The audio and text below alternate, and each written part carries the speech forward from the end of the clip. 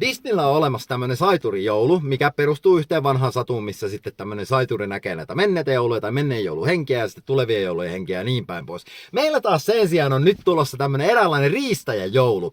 Nimittäin nyt kävi niin, että me laitettiin siis yritysasiakkaalle Helsingissä viestiä hyvissä ajoin, että jouluaikana ollaan kiinni, niin kuin keskiviikko, torstai, perjantai, ja että jos nyt oikea hätä tulee, niin ottakaa yhteyttä, että kyllä me sitten jotakin keksitään. No sitten tuli hätä, noin 500 kiloa pyykkiä, mikä pitää hoitaa, ja tulipa siinä vaan sitten lennosta mieleen, että meidänhän pitää tähän nyt palkata joku henkilö töihin, mille ei makseta palkkaa, ei kuulu ammattiliittoja, ja tulee saamaan kenkää vielä heti, kun tämä kiire lakkaa. Ja löydettiin semmonen vanhempi henkilö, oikein kiltti ja mukava mies, punainen nuttu ja pitkä parta, ja se olisi tulossa mahdollisesti huomenna pitämään tämmöistä TikTok-liveä, missä häntä sitten kovasti riistetään. Hän nimittäin siellä sitten pesee pyykkiä ja mankeloja ja tekee kaikkea sellaista. Pistä kommentti, jos kerkeät sellaista sisältöä huomenna kattoo. Ihan vaan niin kuin Gallup luonteisesti, niin mä tiedän, onko siinä mitään järkeä laittaa edes liveä päälle.